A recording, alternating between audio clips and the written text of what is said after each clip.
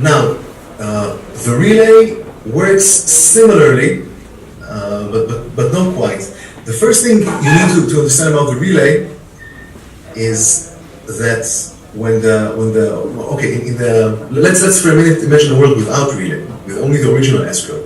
In here, the payment is done to a specific person, to the courier. He has an address, he has a key pair, and he has a pre-authorized transaction that moves the bulls to him if the recipient signs.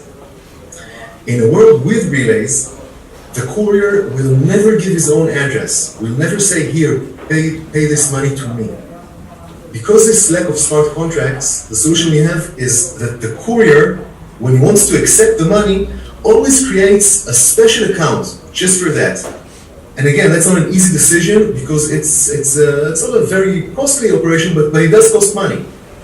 Money that you get back eventually, but you need to put some XLM and fund this new account. However, it is worthwhile because once you do that, you have your own main account and you have the special, this is probably what you have on your wallet, the thing that you actually see money coming in and that you use it from. And then you have a special account that you opened just for this new delivery. This is the one that's going to get the payment. And if at any point you want a relay, you're going to change that account into a type of escrow account. Actually, it's not an escrow account, that's terrible, I can't say that. It's a relay account.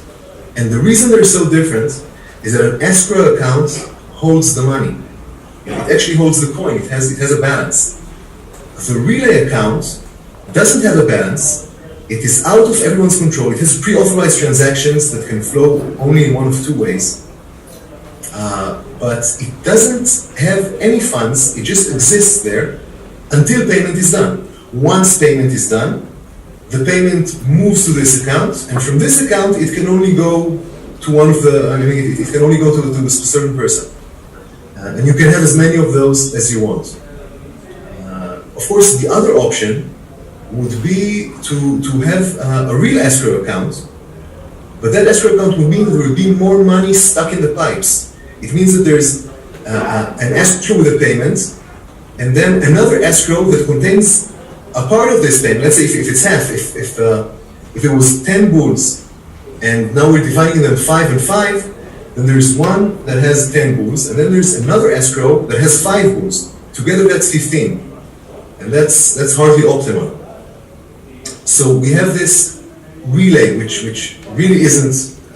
By the way, in Solidity, it did sort of work the same way. It was very much more similar to the escrow, because you could move the funds from one escrow to another. Solidity lets you do that.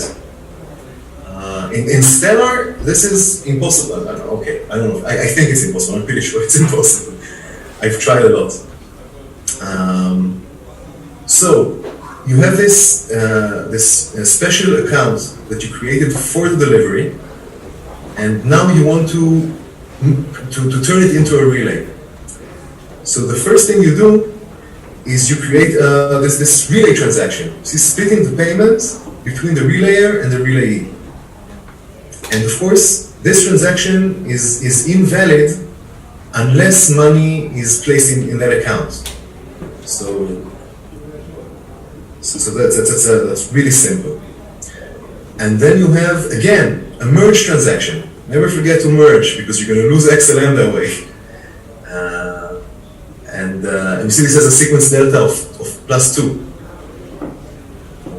And it basically removes trust. I told you have to get rid of all your tokens. You have to make sure you don't have tokens. You don't have the option to receive tokens. But here in this case, this isn't enough. We actually need another merge transaction, because let's say that the deadline is passed, no money was moved into this account, the relay account is empty, and the relay transaction, this one, was never submitted because there's no reason to submit it. The delivery failed. In that case, you can't have the merge transaction.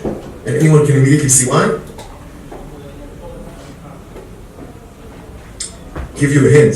Because the delta doesn't match. I mean, there's not the one transaction before. The sequence is too high. The sequence is +2. if you will not submit this one, which is a sequence of +1, you will not be able to submit this one, which is a sequence of n+2. And you say, okay, so maybe I'll just send some stupid null transaction to bump the sequence. There's actually an operation called bump sequence, which is used usually to invalidate transactions. But I can't, because I no longer have control of the relay. And this is this step, the set options, which gives pre-authorized transactions and eventually freezes everything by giving the master key a weight of 0. So nothing can happen with that account except for these 3 transactions. And one of the transactions is the relay transaction. We hope this will happen. If this will happen, we can always submit the merge transaction. But we need a second merge transaction, this one, which is a sequence delta of 1, but has a time lock. So you can be certain that it will never pull the rug under the feet of the courier. So only in case the deadline is passed and the relay transaction, which depends on the payment transaction, wasn't submitted, you can still do the merge transaction and close the special account that you created. It's going to be shy a few fractions of an XLM, because really, this is something that I think Owen said quickly about Stellar. It's fast. It's so fast that you can treat it synchronously. You don't need to wait on average 10 minutes for a block to pass.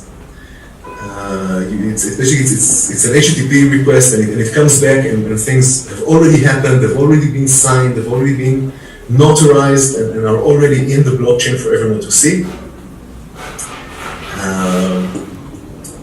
And fees are very, very cheap. And like I said, no one's making money out of the fees. They're just an anti-spam mechanism, and they also cause this slow inflation. In any event, the fees are really minimal. You are going to lose a few fractions of an XLM here, but you're going to get most of it back. And then, of course, I set these transactions as the only signers. In this case, there's no signature of the public key of the recipient. I don't need the recipient. And in this case, all the thresholds you can see here are set to 1. And also here, all the weights are set to 1. Because anyone who has these can submit them as long as the conditions in the world, in the ledger, are okay. The conditions being, again, for the relay, we need money to be in the account, which means we need the payment to happen. For the merge, I call it a sequence merge envelope. For the merge envelope in case of success, we need one. Everything that needs to happen is that this one will be submitted and the sequence will be bumped. If the sequence is bumped, you can submit this, anyone can. Of course, it will always merge it to the same account. And the last one is for the time lock merge envelope. And again, if the deadline is passed, then you can merge. Nothing, you don't need any signatures, nothing stops you. And that's where our code becomes sane again, and you see we enable the too many arguments, and things become sane. This is really the hard part of our code, the way we actually use Stellar and the cryptography scheme of Stellar to achieve what is a very simple smart contract. Any questions about this? Yeah, I do have a question. So, if you go back down to the relay code, what stops me from submitting? So, can you go down? I don't know if you can hear me actually. Okay. Yeah, I can hear you. Okay, so in the relay transactions where you have the second case where a relay didn't happen, so the sequence is 1. What stops me from doing first the time lock merge and then doing the doing the transaction where there's the time lock and then doing the sequence merge envelope? I mean, will it just fail because there's no funds, or is it because they're not part of the same envelope? I'm not sure which one you're talking about. There's the relay, and there are 2 merges. So the relay, the only thing that's stopping you from submitting it is the fact that there is no money in the account. That means, by the way, that if someone else sends money into the account, just out of his own goodwill, you can immediately use the relay. And this isn't a problem, because the person is going to get paid. There's going to be more money for everyone. That's the only thing that stops the relay from happening. The fact that there's no money there yet. Okay. The only thing that stops the sequence merge envelope from happening is the fact that the sequence is too low. That no transactions have happened. And the only two transactions that can happen with the previous sequence, with n+1, are the relay and the time locked merge. And the only thing that stops the time locked merge from happening is the time. Israel, sequence is a bit different. You want to say a few words about how the sequence works? It's different from I don't know, it's very much like okay, if you happen to work with some cryptographic web APIs, there's usually an always incrementing nonce to avoid replay attacks. You guys know about that? Yeah. So it's very much very similar. Originally, as far as I know, it was inserted for similar reasons, but basically what it does is it makes sure that if you have two pre-authorized transactions, only one of them, and if they have the same sequence number, only one of them can happen. If you have something that has a higher sequence, then it will always wait for something in the lower sequence to happen.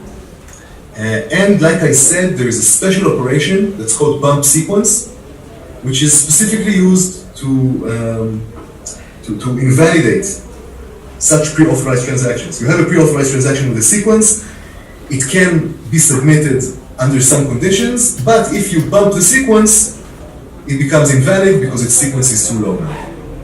And the sequence has to be sequential. Sequence. So you're not just always incrementing, it's always +1. And again, in the Stellar laboratory, when you compose transactions, that's nice. Maybe show you this quickly because it is because it's really useful if you get to use it. So here's the account creator. You generate a key pair, and then you can fund it here. And there is an endpoint that lets you check everything. And there's a transaction builder. And in the transaction builder, you see you have your transaction sequence. Once you input a key here, let's actually use the one that we can't do that. Once you input something here, you can query the blockchain and get the current sequence right here. And the base fee is optional, it gets computed. Almost everything here is optional. You just add operations of whatever type you want. And eventually, once it's done, you can also enter a seed and sign it and submit it. And it's very convenient. Anything else about this, about Stellar, about the relay? The relay. Okay, we getting to our 16-minute limit. If there are any questions, yes, one more question. Can be more business-wise, not so technical question. How do you determine collateral? How we determine collateral? That's a great question. The way to determine collateral, we use the best way to determine collateral. We let the people decide. So if you have, if I want to send this laptop somewhere, I can decide if I want someone to pay me $2,000 because if I lose it, that's what it costs, or $10,000 because my private keys are inside. And the courier on his end can basically say, well, no, I'm not taking it. On the other hand, another I'm taking it only if you pay me more. Exactly. So we agreed to on 100 tokens, give me 200 tokens because now I have to secure it, maybe buy a gun to kill anyone who tried to take it, or whatever. And you laugh, but if you think about it, that's one of the keys here because an example I use is people around Israel, Antwerpen, and New York that dealing with diamonds. I don't know nothing about them, but I'm sure that they know how to take like small stuff and secure it when they take it around. Now, they are willing to, in other words, they're willing to transfer for a nice fee something in a very small for a very high collateral, right? So if I have a discount key that I want to send to Antwerpen, now I already have a system that knows how to do that. And that's really, when you start to think in a decentralized way, that's where we start to get the extra value from all kind of people that you don't even think about that suddenly can do all these great things for you, because one can take very expensive stuff, one can travel all the time to Africa because it's an NGO and he can find exactly the tents that you want to send your whatever to, etc., etc. Refrigerated deliveries.